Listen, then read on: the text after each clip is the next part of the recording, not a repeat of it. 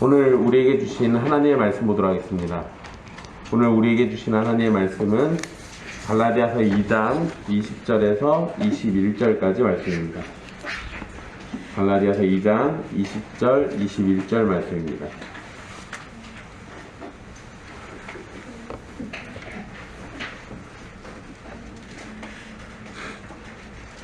귀하신 하나님의 말씀 받들어서 읽도록 하겠습니다. 내가 그리스도와 함께 십자가에 못 박혔나니 그런즉 이제는 내가 사는 것이 아니요 오직 내 안에 그리스도께서 사시는 것이라. 이제 내가 육체 가운데 사는 것은 나를 사랑하사 나를 위하여 자기 자신을 버리신 하나님의 아들을 믿는 믿음 안에서 사는 것이라. 내가 하나님의 은혜를 패하지 아니하노니 만일 의롭게 되는 것이 율법으로 말미암으면 그리스도께서 헛되이 죽으셨느니라. 아멘. 이 말씀은 살아계신 하나님의 말씀입니다.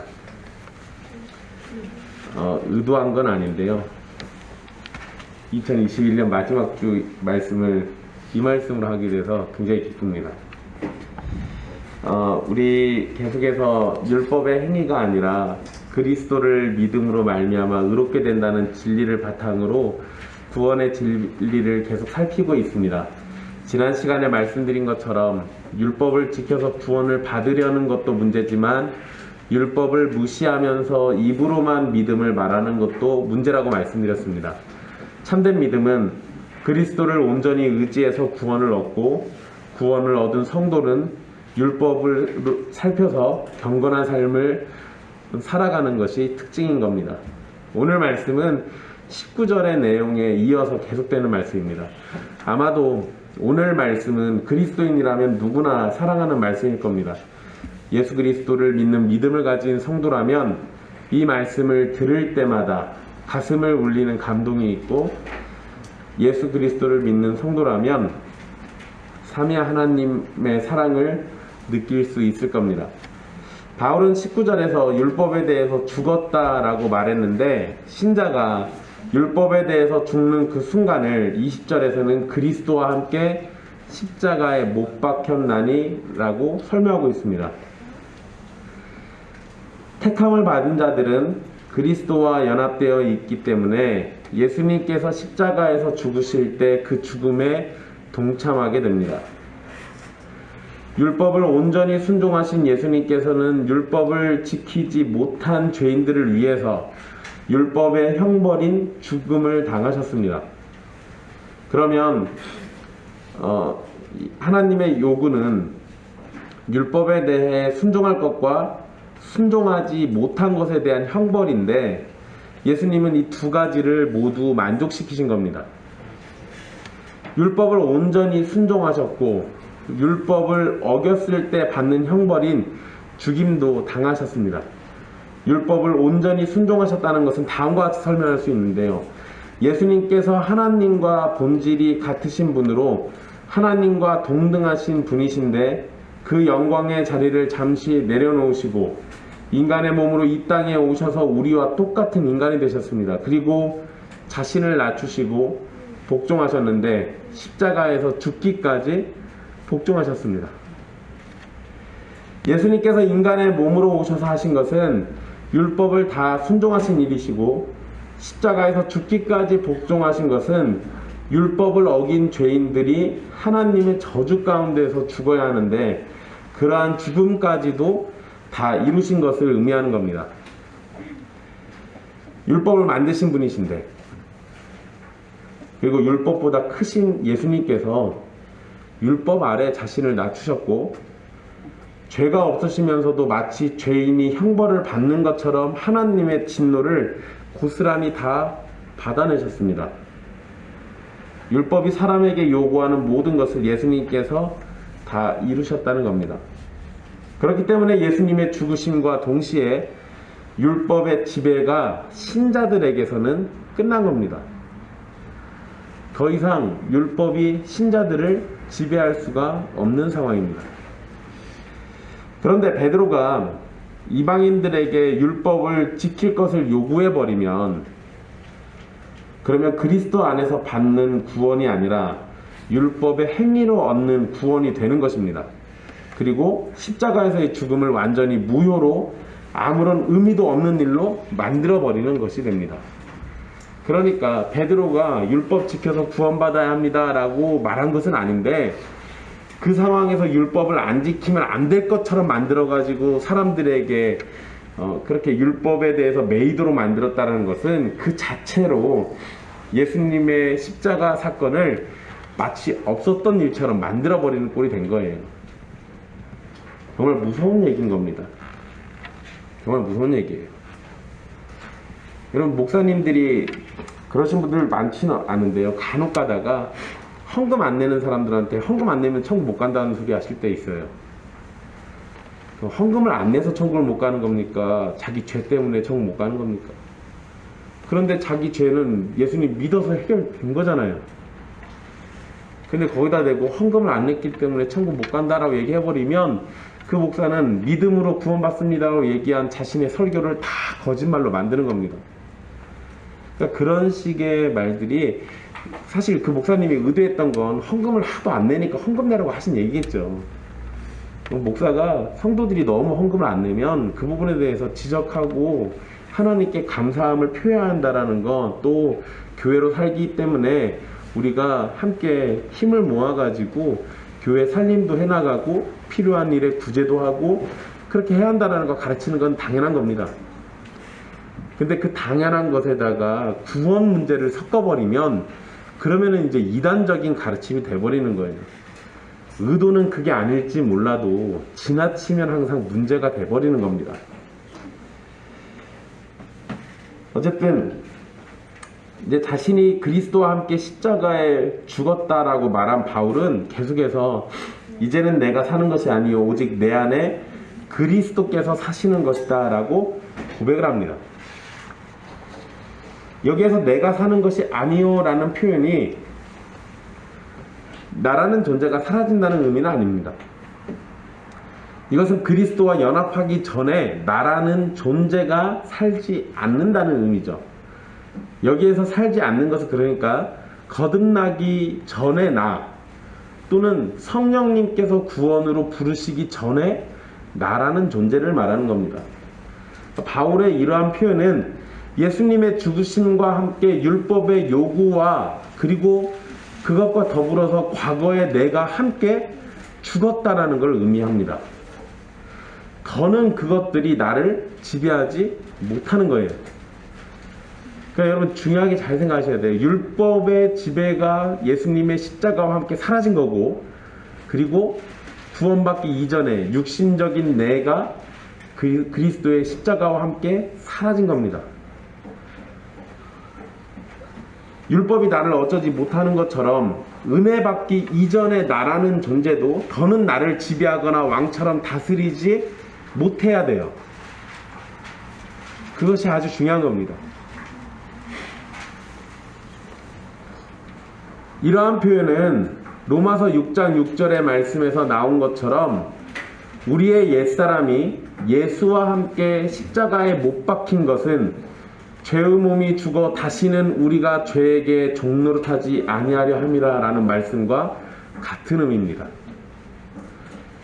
바울의 이러한 표현을 반대로 생각해보면 옛사람에게 속한 음식법이나 또는 율법을 이방인들에게 강요하는 것은 그리스도 안에서 죽지 않았다는 의미가 돼버리는 겁니다. 이거 굉장히 심각한 얘기예요. 굉장히 심각한 얘기예요. 옛사람인 내가 그리스도 안에서 죽고 내가 사는 것이 아니라 이 옛사람인 내가 그리스도 안에서 죽어버렸고 이제는 내가 사는 것이 아니라고 고백을 했는데, 바울은 곧장 그리스도께서 그리고 내 안에 그리스도께서 내 안에 사신다라는 걸 고백을 해요. 그러니까 나는 그리스도와 함께 죽어버렸고 이제 나라는 존재는, 이전에 나라는 존재는 없습니다. 그런데 내 안에 그냥 아무도 안 사는 게 아니라 그리스도가 사신다라고 얘기해요. 그러니까 이전에는 내 안에서 내가 왕처럼 나를 지배하고 판단하고 이끌었다면, 이제 그리스도 안에서 함께 죽은 신자는 그 안에 그리스도께서 왕으로 임하셔서 지배하고 다스리고 이끌어 주신다는 겁니다. 그래서 바울은 그러한 진리를 내 안에 그리스도께서 사시는 것이라 라고 고백했던 겁니다. 성도가 그리스도 안에서 죽었지만 성도들은 여전히 육체 가운데 삽니다. 그런데 성도들은 이전과 확연히 다른 것이 있습니다. 여전히 내가 육체 가운데는 살고 있지만 택하신 자기 백성을 사랑하셔서 자기 백성을 위해 자기 자신을 버리신 하나님의 아들 곧 예수 그리스도를 믿는 믿음 안에서 살게 됩니다. 이전에는 내가 그냥 살았다면 이제는 내가 예수 그리스도를 믿는 믿음 안에서 살아요. 사는 게 달라진 겁니다. 사는 게 달라진 거예요. 여러분 이건 오해하시면 안 됩니다. 내가 이런 일을 했기 때문에 나는 이런 사람이다라를 얘기하는 게 아니에요. 내가 이런 사람이 되었기 때문에 이런 일을 한다라고 말하는 겁니다. 여러분 신자는 세상과 달리 살아야 하죠. 세상과 똑같이 사는 건 신자가 하는 게 아닙니다. 그런데 이 부분에서요, 이 말씀을 적용해 보면 나는 세상과 달리 살기 때문에 신자야가 아니에요. 내가 그리스도로 인해서 살고 그리스도가 내 안에 사는 신자이기 때문에 나는 세상과 달리 사는 거예요. 앞에서 말씀드린 거는 내가 그렇게 살아가지고 내가 얻어내는 거라면 성경이 가르쳐주고 있는 건 하나님께서 나를 그렇게 만드셔서 그렇게 살도록 이끌어 주시는 거예요. 거기에 나는 순종하는 겁니다. 그러니까 개념이 약간 다르죠. 우리가 구원을 받았다고 해서요, 죄가 세상에서 완전히 없어진 것이 아닙니다. 십자가 구원의 길이 본격적으로 열렸다고 해서 온 세상의 죄가 완전히 사라진 것도 아닙니다. 그러다 보니 우리는 여전히 죄 가운데 노출되어 있고 죄를 짓던 상태에서 죄를 지을 수 있는 상태가 됩니다. 상태가 약간 달라져요. 여러분 이것도 구분을 잘 지으시면 좋아요. 원래 처음에 아담 때 상태, 우리의 상태는 뭐였습니까? 죄를 지은 상태예요? 아니면은 지을 수 있는 상태예요? 지을 수 있는 상태예요. 죄를 지을 수도 있고 안 지을 수도 있어요. 중간지대예요. 그런데 타락 이후에는 그냥 죄를 짓는 상태가 된 거예요. 그래서 우리가 하는 일은 모두 다 뭐예요? 악이에요. 계속 죄 외에 죄를 더해요. 그런데 구원받고 난 다음에는 우리가 또 어떤 상태가 됩니까? 죄를 지을 수도 있고 안 지을 수도 있어요. 그런데 여러분 이거 아담의 상태하고는 좀 다릅니다. 아담의 상태에서는 타락할 수 있었던 거잖아요. 근데 지금 우리 신자의 상태는요, 우리에겐 타락은 불가능해요. 왜? 우리를 붙잡고 계시는 하나님께서 만유보다 크시기 때문에 우리가 타락하지 않아요. 그렇지만 우리는 그 손 안에서요, 의로운 백성처럼 살기도 하고 때로는 죄인처럼 살기도 합니다. 오락가락해요. 그런데 이렇게 하다가 죽고 난 이후에는 어떻게 됩니까? 천국에 가서는 영원히 죄를 짓지 않는 상태가 됩니다. 그러니까 지금 상태를 놓고 보면 우리가 구원은 받았습니다. 그런데 우리가 구원받았다고 해서 내 주변에 내 삶에 죄가 그냥 싸그리 다 없어진 게 아니에요. 여전히 우리는 죄에 노출되어 있고 죄를 지을 수도 있습니다. 그러니까 예전에는 그냥 죄로 사는 삶이었다면 이제는 죄를 지을 수 있는 상태가 또 된 거예요.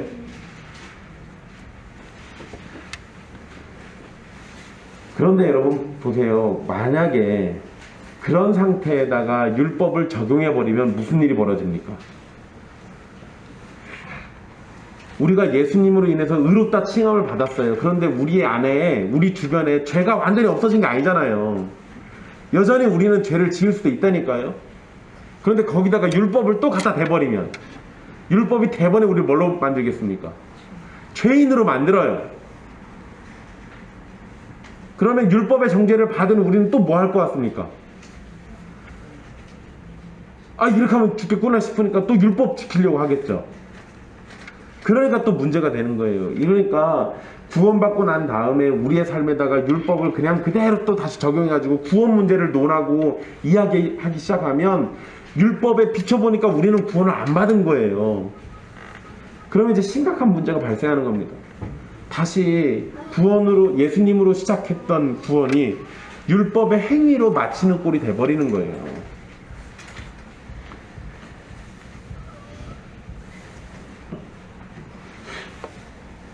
그런데 바울은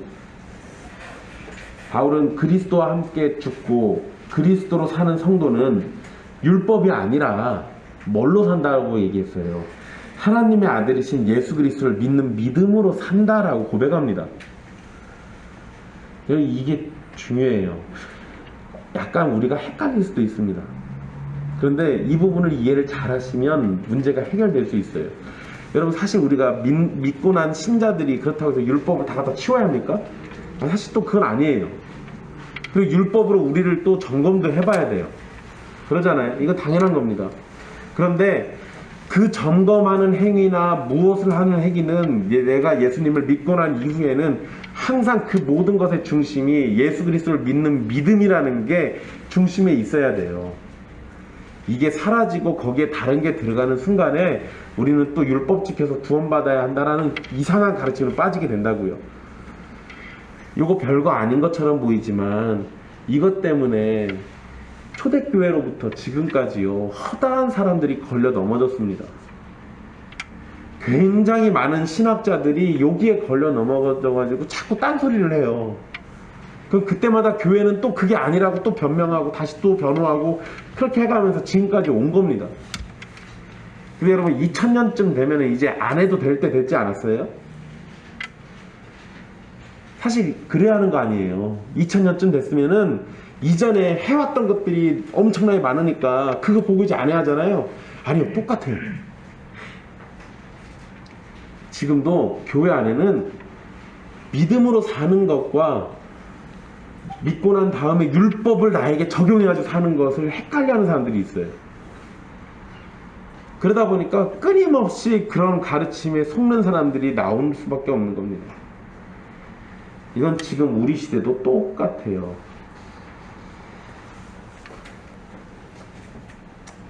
여러분, 성도가 육체 가운데 사는 것은 하나님의 법을 지키기 위함이 아니라 예수 그리스도를 믿는 믿음 안에서 살기 위함입니다.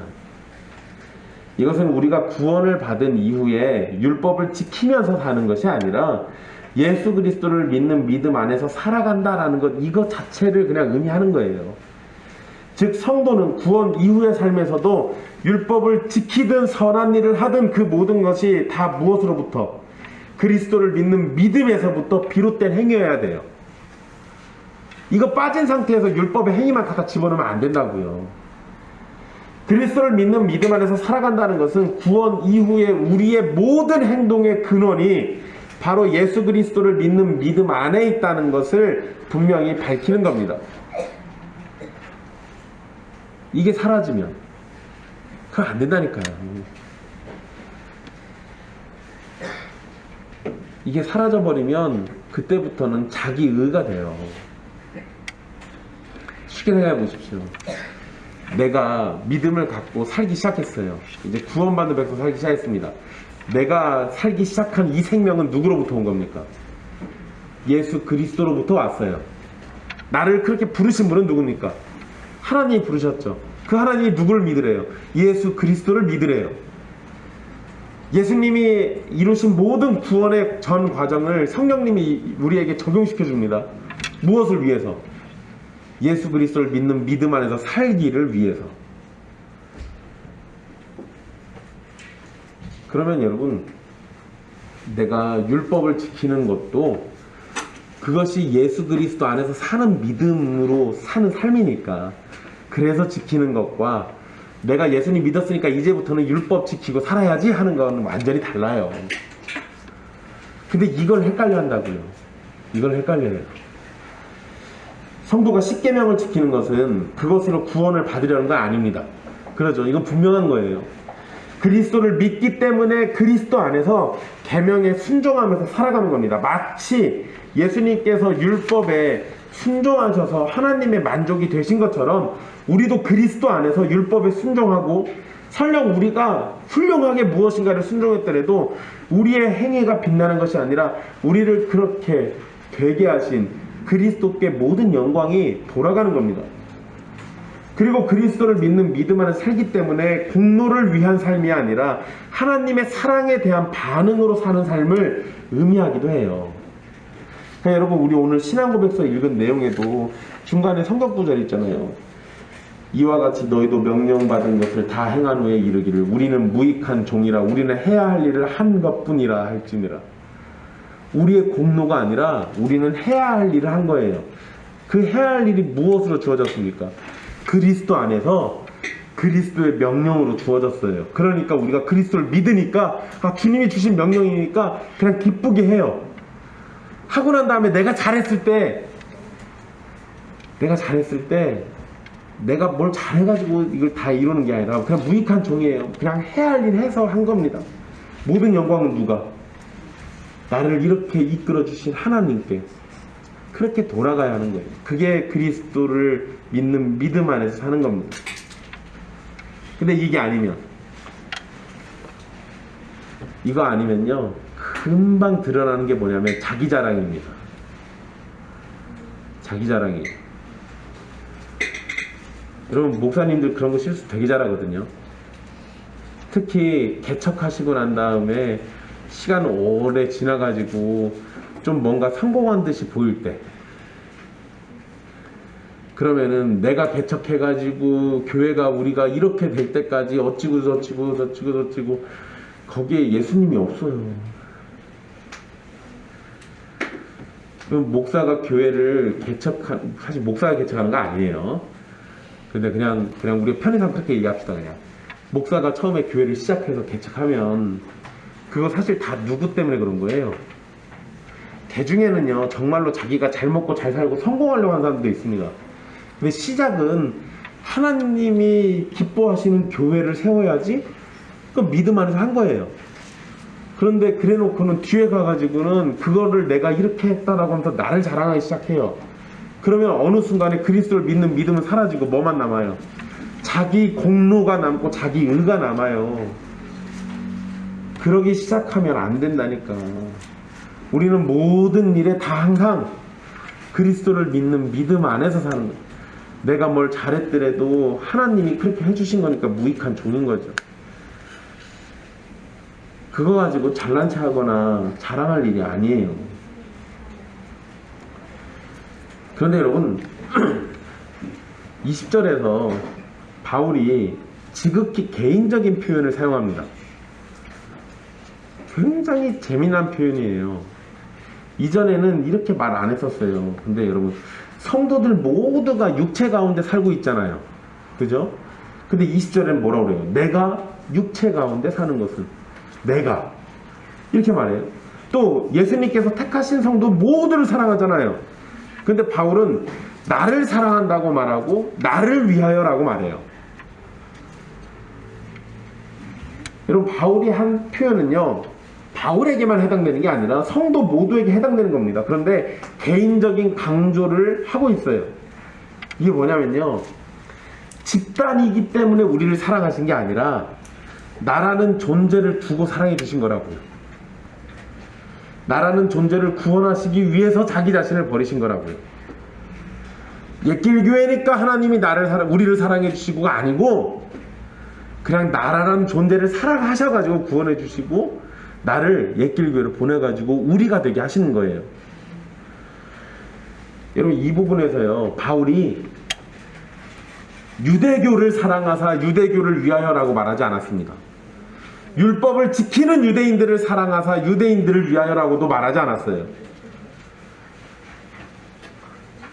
그런 민족적 특성 이런 거 다 필요 없다고요. 그거 중요하지 않다는 얘기입니다. 하나님의 아들이신 예수님께서 나를 사랑하사 나를 위하여 자기 자신을 버리시는데 어떤 조건이 있습니까? 조건이 없어요. 어떻기 때문에 하나님의 아들이 나를 위해서 그렇게 하셨다는 말이 없습니다. 그냥 조건이 없어요. 바울은 그런 조건을 언급도 안 합니다. 그리고 여러분 성경 전체를 보시면요, 우리가 구원을 받는 데 있어서 우리가 어떤 조건을 만족시켜야만 구원받는다라고 가르치지도 않아요. 그나마 딱 하나 찾아본다면 믿으라는 거. 근데 여러분, 우리 에베소서 설교 때 말씀드렸잖아요. 그 믿는 것조차도 내가 결단해서 내가 믿는 게 아니었잖아요. 허물과 죄로 죽었던 내가 예수님을 믿었다니까요. 죽은 시체가 어떻게 예수님을 믿어요? 이거 안 되지. 그게 말이 됩니까? 죽은 시체가 어떻게 믿겠어요?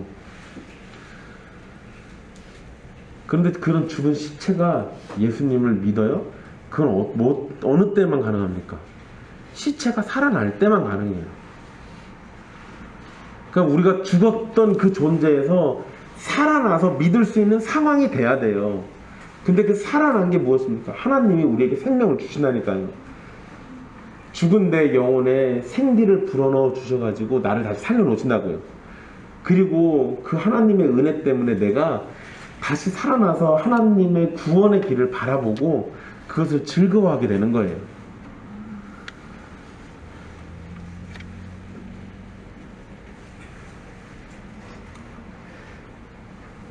바울이 개인적인 표현으로 고백하는 건요, 이것이 유대인이든 이방인이든 상관없이 그리스도께서 택하신 자들에게 주시는 은혜이기 때문에 그런 겁니다. 은혜이기 때문에.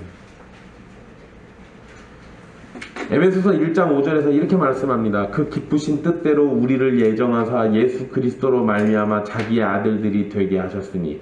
여러분, 여기에 어떤 조건이 나오던가요? 다시 읽어드릴게요. 조건을 찾아보십시오. 그 기쁘신 뜻대로 우리를 예정하사 예수 그리스도로 말미암아 자기의 아들들이 되게 하셨으니. 여러분, 조건이 없나요? 아니요, 있어요. 조건이 하나 있습니다. 그런데 그 조건이요, 우리에게서 나오는 게 아니라, 잘 보세요. 그 기쁘신 뜻대로 우리를 예정하사였어요. 조건이 어디서부터 나옵니까? 하나님에게서 나와요.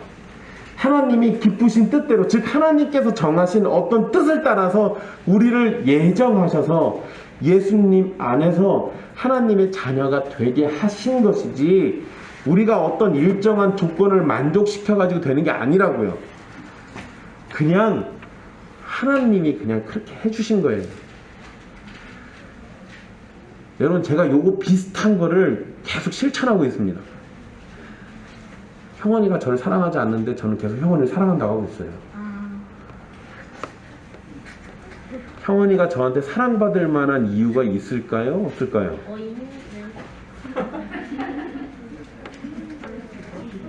하나님이 필요합니다.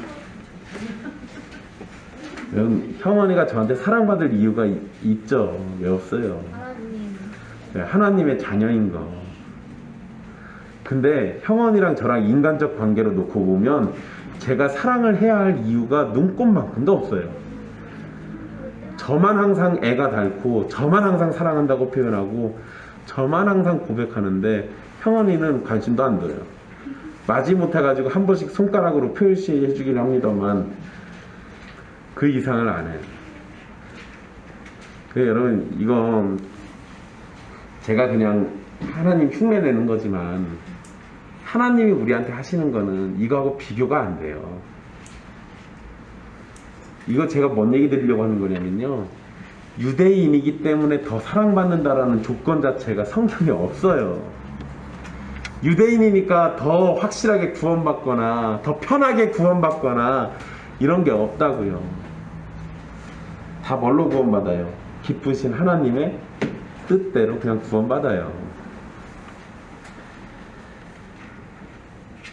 일정한 조건을 만족시켜서 구원받는 게 아니고, 우리가 일정한 조건을 만족시키니까 하나님이 우리를 사랑해 주시는 게 아니라 그냥 하나님의 기쁘신 뜻 안에서 그냥 사랑하신 거라고요. 이유는 몰라요.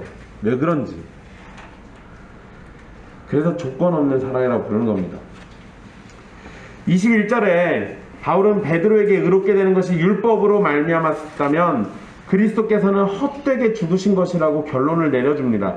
바울의 표현을 따라보면 율법으로 의롭게 되는 것은 하나님의 은혜와 상관이 없고 그리스도의 순종과 죽음이라는 복음과도 상관이 없습니다. 그러나 바울은 하나님의 은혜를 패하지 않았습니다. 오로지 그리스도만을 통해서 구원을 얻고 구원 이후의 삶도 그리스도 안에서 이유와 목표를 찾고 있어요. 이 부분 참 중요한 겁니다. 율법으로 의롭게 되는 것은 하나님의 은혜와는 아무런 상관이 없다라는 거. 그리고 사실 그거는 가능하지도 않아요. 가능하지도 않습니다. 만약에 여러분 생각해 보세요. 율법으로 의롭게 되는 게 가능했다라고 하면 하나님이 뭐로 은혜를 줍니까? 그냥 율법 지켜가지고 의롭게 되라고 하고 말지. 그러잖아요. 그러니까 율법으로 의롭게 되는 거는 애초에 하나님의 은혜하고는 아무런 연관이 안 돼요. 여러분 지금까지의 말씀과 21절의 말씀을 종합해 보면 율법을 다시 세우는 건 하나님의 은혜를 없애는 겁니다. 율법을 갖다가 다시 세워놓으면 하나님의 은혜를 치워버려야 돼요. 이것은 곧 하나님의 은혜로 주어진 예수 그리스도를 통한 구원을 거절하고 대항하고 멸시하는 겁니다. 의롭게 되는 것이 율법을 통해서 될 것 같았으면 예수님 죽지 않으셨어도 될 일에 죽으신 거예요. 그러잖아요. 안 죽어도 되는데 뭐하러 죽습니까? 그냥 너희들 알아서 율법 지켜라 하시면 되잖아요. 근데 예수님 굳이 그렇게 하면 될 것 같은데 오셔서 죽었단 말이에요. 그러면 이건 율법 지켜서 구원받는 걸 얘기한 게 애초에 아니었다는 거예요. 메시아가 와가지고 우리를 구원해 주신다라는 얘기가 있다면요, 여러분 이건 상식이잖아요. 생각해 보세요. 하나님이 내동 메시아 보내가지고 구원해 준다는 얘기를 계속 하셨단 말이에요. 근데 유대인들은 뭔 얘기 했습니까? 율법을 지키면 구원받는다는 얘기 하고 있잖아요. 그럼 메시아가 율법입니까? 그런데 이것도 말이 안 돼요. 메시아가 오셔서 우리를 구원한다는 것과 우리가 율법을 지켜서 구원받는다는 것은 아예 얘기가 다르잖아요. 만약에 율법이 메시아라면 율법이 스스로 우리를 구원해 줘야 돼요. 우리가 그걸 지키니까 구원해 주는 게 아니고 그냥 율법 그 자체가 우리를 구원해 줬어야 한다고요. 근데 그것도 아니잖아요. 그러니까 이 율법은 애초에 우리의 구원하고는 상관이 없었던 거예요. 우리를 구원받게 하는 그 길이 아니었던 거예요.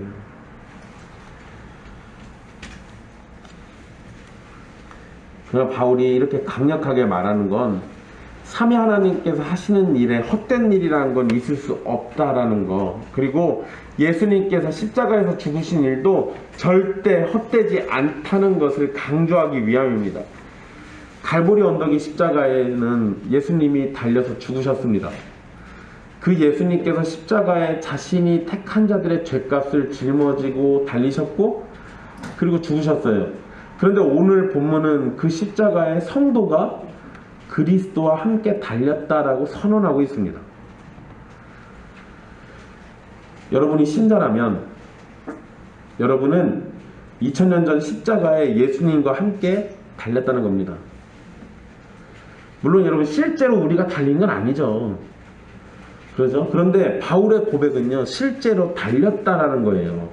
여러분 재미난 거죠. 원문의 표현도요, 마치 실제인 것처럼 사용했습니다. 그리고 사실 우리 성경도 그러잖아요. 이거 뭐 내가 만약에 뭐 이런 말도 없잖아요. 그냥 내가 그리스도와 함께 십자가에 못 박혔나니? 라고 하잖아요. 사실인 것처럼 얘기하죠. 이것은 우리가 실제로 경험한 사실은 아닌데 진실로 일어난 사건이라는 거예요. 이 사건이 우리하고 아무런 상관이 없는 게 아니라 그 사건이 정말로 우리를 그렇게 만들었다는 거예요. 역사적 사실로는 예수님이 십자가에 달려서 돌아가시는 겁니다. 그렇지만 하나님의 택하심으로 예수님을 믿는 자들은 예수님의 십자가에 함께 달려서 죽게 되는 영광을 누리게 됩니다. 예수님의 죽음을 나의 죽음으로 인정하신다는 하나님의 선언이 담긴 신비입니다. 이러한 진리는 우리의 이성으로는 이해가 안 돼요. 그런데 이런 신비를 얻는 길은 하나님이 은혜 가운데 주시는 믿음밖에 없습니다. 그러니까 믿음으로 구원받는 길밖에 없어요. 그리스도께서 혼자 십자가에서 죽으셨는데 그것을 나와 함께한 일로 여겨주셨습니다. 이러한 진리는요, 갈라디아서에만 나오는 게 아니에요. 로마서 6장 8절에도 이렇게 말씀합니다. 우리가 그리스도와 함께 죽었으면 또한 그와 함께 살 줄을 믿노니. 성도는 그리스도와 연합되어 있어요. 그리스도와 연합되어 있다고요. 그리스도와 함께 죽고 그리스도와 함께 삽니다. 이게 성도예요. 그런데 과거와 달리 그리스도와 함께 살게 되면 내 안에 그리스도께서 살고 계시는 거예요. 예수님 지금 어디 계세요? 아니, 내 안에 계신다고. 내 안에 계신다고. 오늘 성경 말씀이 이렇게 돼 있잖아. 내가 아까 딴소리 하지 말라고 그랬지? 다시 질문할게. 예수님 어디 계셔? 네. 예수님 분명히 육체적으로는요, 하나님 우편에 계십니다. 그런데 우리의 믿음의 고백은요, 그분이 내 안에 살고 계신다고요. 내 안에 살고 계세요. 그래서 여러분, 하나님이 내 안에 계시니까 나를 뭐라고 불러요? 성전이라고 부르죠. 고린도서에서 괜히 뻘로 그런 얘기하는 게 아니에요. 예수님이 내 안에 살고 계시니까, 또 성령님이 내 안에 계시니까, 그러니까 내가 성전이에요. 하나님이 거하시는 전.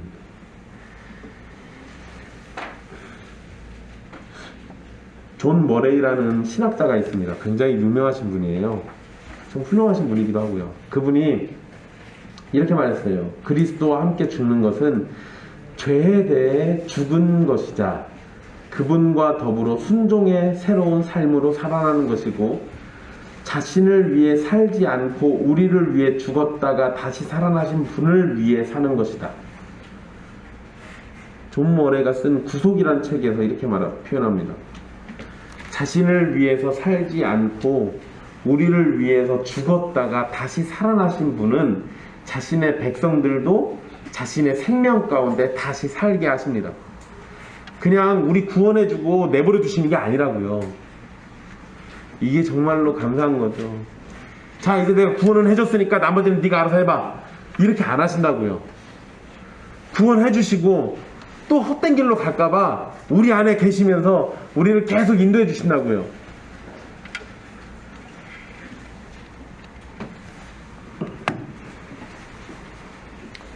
네, 여러분, 우리를 위해 죽었다가 우리를 위해 다시 사신 그분이 우리 안에 생명으로 우리를 계속 살게 해주십니다. 그런데 예수님을 사랑하지 않을 수 있을까요? 우리 주님이 이러신데 예수님을 사랑하지 않을 수 있을까요? 이거 불가능해요. 불가능합니다. 그래서 예수님의 사랑을 받는 우리는 하나님의 아들이신 예수님을 믿는 믿음 안에서 사랑과 순종으로 살아가는 겁니다.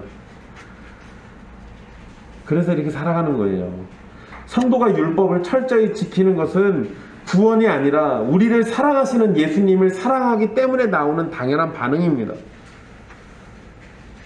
성도가 율법을 철저히 지키는 것은 구원이 아니라 우리를 사랑하시는 예수님을 사랑하기 때문에 나오는 당연한 반응이에요.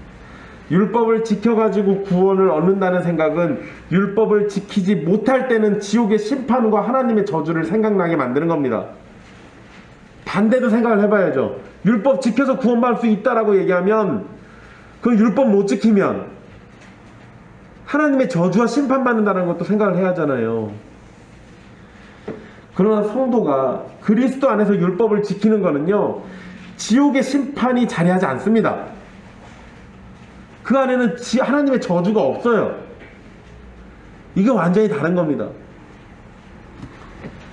우리가 구원받고 난 다음에 탈락한다라는 게 애초에 없어요. 예수님 믿다가 교회를 떠나는 사람들이 종종 있습니다. 그 사람들은 애초에 안 믿은 거예요. 믿는 척 한 거지. 그런 나타나는 현상에 속지 마십시오. 오직 하나님의 기쁨인 그리스도 안에서 순종하는 성도들, 그런 성도들이 진실로 구원받은 자들이에요. 혹여 율법을 온전히 순종하지 못했다 하더라도요, 그것 때문에 우리가 질책은 받을 수 있지만 정죄는 당하지 않습니다. 그분이 완전히 다르죠. 그런데 여러분, 갈라디아서에 나온 이 나쁜 사람들은, 거짓 선생들은 어떻게 한 거예요? 할례 안 받았어? 율법을 안 지켜? 정죄하잖아요. 니네 이거 안 하면 구원 못 받아 라고 정죄한 거예요. 정죄가 아니라고요. 여러분, 이거를 우리 교회에다 적용해 볼까요? 이 거짓 선생의 가르침을 적용해 봅시다. 예배 시간에 졸아! 지옥 갈 거야. 화요 모임 안 나와? 지옥 갈 거야. 영상 올려준다 안 봐? 지옥 갈 거야. 헌금대 싼데서 집사님 확인해봐요. 지옥 갈 거야. 이렇게 얘기하면 거기에 예수님은 어디 있어요? 내 안에가 아니고 내 밖에. 거짓 선생들이 이런 짓 한 거예요. 거짓 선생들이 이런 짓 한 겁니다. 사정이 있으면 못 나올 수도 있지. 그러지 않겠어요? 아니면 내가 너무 믿음이 열약하니까 아직 그거 다 못할 수도 있지. 그거 갖다가 정죄해버리면 어떡해요. 대신 질책은 할 수 있어요. 왜 모임에 자꾸 빠지세요? 모임 좀 나오십시오. 질책은 할 수 있어요. 근데 걷다 대고 너같이 해가지고 천국 가겠냐? 라고 제가 얘기하면 정죄해버린 거잖아요. 그러면 안 되는데 거짓 선생들이 똑같이 그렇게 한 거라고요. 이거 얼마나 무서운가 잘 보십시오. 이게 얼마나 무서운 일인가. 여러분, 믿음으로 구원받는다라고 하면요, 거기에다가 다른 조건으로 그것을 무너뜨리면 안 돼요. 제가 신천지 얘기해 볼까요? 여러분, 신천지는 예수님을 믿을까요? 안 믿을까요? 믿는다고는 해요. 근데 걔네들이 믿는 방식은 성경 공부입니다. 일단 여기 율법의 행위가 꼈죠. 그래서 성경 공부를 통해 가지고 몇 점 이상 맞아야 천국 가요. 행위가 낀 거예요 지금. 근데 이제 정죄, 분명히 예수님 믿는다고 했잖아요. 믿음으로 구원받는다고 얘기했잖아요. 신천지도 이렇게 얘기한다니까요. 그런데 믿는다고 얘기해놓고 그 다음에 얘네가 천국 못 갈 건 또 뭘로 해요? 시험 봐가지고 하잖아요. 누가 봐도 전형적인 거짓 선생이에요. 믿음으로 시작했으면 믿음으로 끝나야 하는 거예요. 믿음으로 시작해서 구원받은 사람이라면 정죄가 아니라 질책을 하고 권면을 해주고 권징을 하는 거지, 갖다가 무조건 정죄하는 건 잘못된 겁니다. 근데 그런 짓을 했어요. 그러면 안 된다는 겁니다. 과거의 죄인이었던 나는 그리스도와 함께 죽었습니다. 죄인된 모습과 습관과 성향은 그리스도와 함께 십자가에 못 박아 죽은 거예요. 이 진리가 사실이라면 우리는 과거의 악한 행실로부터 확실히 끊어졌든지 아니면 점차적으로 멀어져 가고 있어야 합니다. 왜냐하면 그리스도께서 우리 안에 계시기 때문에 우리는 그리스도의 통치를 받는 거고, 과거의 죄악된 습관이 우리를 지배하지 못하는 상태이기 때문에 그렇습니다. 물론 여러분, 우리 옛날에 해오던 나쁜 습관들이 있을 거 아니에요. 그 습관이 하루아침에 없어지진 않습니다. 그러니까 점차적으로 옅어지고 약해지고 그렇게 하면서 사라져 가요. 그런데 이게 아니라 과거의 습관과 똑같이, 과거의 악행이 똑같이, 아니 시간이 지날수록 오히려 더 강력하게, 이러면 이상해지잖아요. 그래서 여러분, 이 말씀들을 가지고 여러분 자신 한번 돌아보십시오. 나의 욕심, 탐욕, 불법, 부정, 우상숭배, 거짓, 음행, 악한 행실이 점차 나에게서 지배력을 잃고 있는지 생각해 봐야 합니다.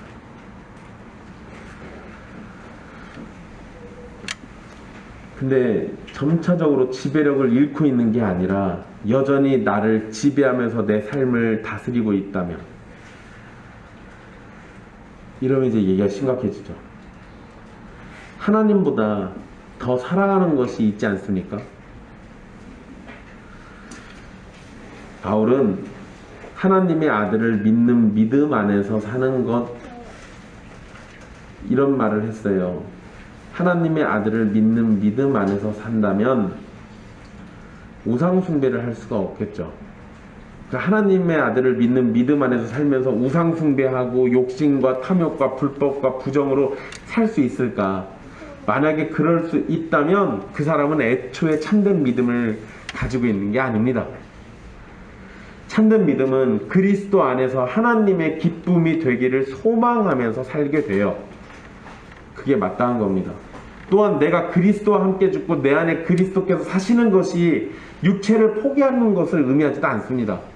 이 말 오해하지 마십시오. 간혹 가다가 이러신 분들이 있어요. 이원론적으로 생각해서 육은 악한 거, 영은 귀중한 거, 예수님이 나의 영혼을 구원하셨어. 그러니까 육은 그냥 어디다 내팽개쳐버리고, 그러지 않습니다. 여러분, 예수님 이 땅에 오셔가지고 병자들 고치셨잖아요. 육이 악한 거였으면 병자를 고치지 마셨어야지. 육도 고쳐주셨다고요. 그 얘기는 예수님은 이 땅에 오셔서 우리의 영혼만을 구원하시는 게 아니라 우리의 육체도 구원하러 오셨다라는 거예요.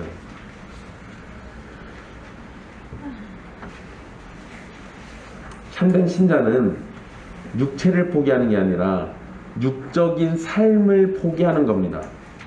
우리의 육체를 포기하는 걸 의미하지 않아요.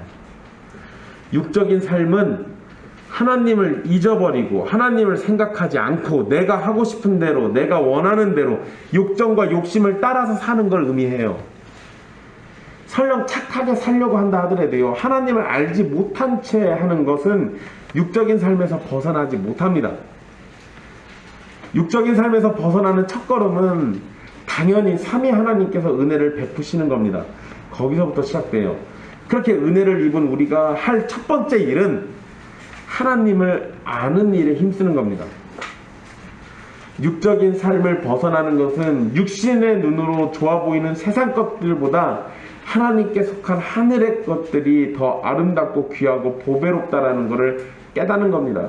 그러니 하늘의 것들을 값지게 만드시는 하나님을 아는 일에 힘써야 돼요. 그러니까 여러분, 제가 지금 드린 얘기는 하나님의 아들을 믿는 믿음 안에서 사는 것, 그 일을 위해서 우리가 할 일을 말씀드리는 거예요. 믿음 안에서 살려면 내가 믿는 분이 어떤 분인지는 알아야 할 거 아니에요. 그분이 나에게 무엇을 원하고 계신지 알아야 할 거 아니에요. 그분이 나에게 뭐라고 하셨는지 알아야 할 거 아니에요.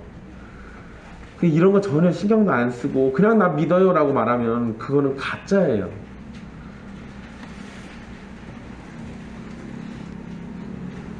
여러분, 죽는다라는 거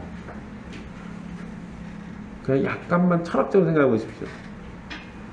죽으면은 나에게 남는 게 뭐가 있습니까? 내가 지금 딱 죽었어요. 그럼 나에게 남는 게 뭐예요? 영혼이 남아? 죽는다라는 거, 여러분, 지금 아침에 우리 집 닭이 한 마리 죽게 생겼어요, 지금. 애가 골골거려요. 이따가 예배 끝나고 가면 죽었을 것 같아. 근데 여러분, 그 닭이 죽으면 제가 어떻게 할까요? 마음에다 새겨놔. 아이고, 우리 집 키우던 닭이 죽으면 거기다 기념비라도 하나 세워놓을까? 아니요, 걔 죽으면 저 쓰레기 봉투에다 담아서 갖다 버릴 거예요. 여러분, 죽음이라는 건요, 기본적으로 개념이 아무것도 남지 않는다라는 거예요. 영혼이 남는다? 그쵸, 영혼이 남긴 해요. 근데 여러분, 이 땅에서 여러분의 존재가 남냐고요? 안 남어. 썩어서 정도가 아니라 그냥 아무도 기억을 안 한다고. 기억되지도 않아요. 내가 아무리 부자여도, 아무리 대단한 권력을 가지고 있어도 죽어버리면 그거 아무 소용도 없는 겁니다. 왜? 아무것도 남는 게 아니니까. 여러분, 지금 삼성 회장 누구예요? 이재용 씨죠? 그 아빠는 기억들 나세요? 죽은 지 얼마 안 됐는데. 여러분, 재미난 거예요. 아무리 부자여도요, 시간이 지나면은 사람들이 기억도 안 해요. 아마 여러분, 수백 년 전에는 이 땅에 만석군이 있었을지도 모릅니다. 누가 기억이나 해줄까요? 그 자식들이나 기억하지. 죽는다라는 건 개념상 아무것도 남지 않는다라는 거예요. 그런데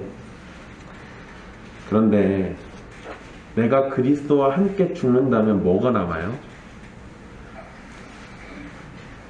그리스도가 남아요.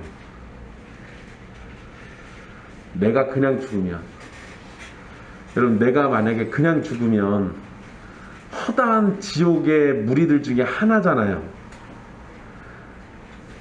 그러잖아요. 나라는 존재가 기억이나 될 것 같습니까? 기억이 안 된다니까요. 아무것도 남지 않으니까. 근데 내가 그리스도와 함께 죽으면 내가 그리스도로 남아요. 심지어 천국에 우리의 이름을 새겨놓는다고까지도 하셨어요. 기억되지 않는 지옥의 무리가 아니라 구원받으면 천국에서 계속 영원토록 하나님께 기억되는 존재예요. 단순히 기억되는 존재입니까? 아니요. 그분 앞에서 영원토록 산다니까. 그런데 여러분, 그거는 천국 가서 할 일이니까요. 그거 빼놓고 이 땅에서요, 내가 그리스도와 함께 죽으면 나는 그리스도가 남게 됩니다. 온 천하 만물을 지으신 하나님이 내게 남아요. 내가 그리스도와 함께 십자가에서 죽는다면 나라는 비천한 존재는 사라지고, 나라는 악한 존재도 사라지고, 나라는 미약한 존재는 사라지고, 내게 남는 건 완전하신 그리스도만 남아요. 그것이 신자가 누리는 복입니다. 이제 하나님과 세상에게요, 성도는 그리스도 안에서 이해되고 받아들여지는 존재가 되는 겁니다. 내가 뭘 해서 그럴까요? 내가 뭘 잘해서 이렇게 된 겁니까? 아니요. 그저 나를 사랑하셔서 나를 위하여 자기 목숨을 버리신 하나님의 아들이 모두 다 이뤄놓으신 거예요. 이것을 믿는 것을 구원이라고 말하고, 그걸 전하면 그걸 복음이라고 말하는 겁니다. 그렇게 다 이루신 예수 그리스도를 믿는 믿음 안에서 살아가는 것이 육체로 이 땅 가운데 남겨진 이유입니다. 여러분, 우리 그런 생각들도 해보신 적 있을 거예요. 이 땅 살다 보니까 믿고 난 다음에 너무 힘들어요. 괴롭고 피곤하고, 빨리 죽어서 천국 갔으면 좋겠다. 근데 여러분, 하나님이 정하신 이유가 있어요. 우리 아직 살려놓으신 이유가 있을 거 아니에요. 알아요. 근데 그 이유를 지금 본문에 뭐라고 얘기해요? 하나님의 아들을 믿는 믿음 안에서 사는 거라고 얘기하잖아요. 여러분이 이 땅에서 더 사셔야 하는 이유가 뭡니까? 하나님의 아들을 믿는 믿음 안에서 사는 거. 이게 이유라니까요.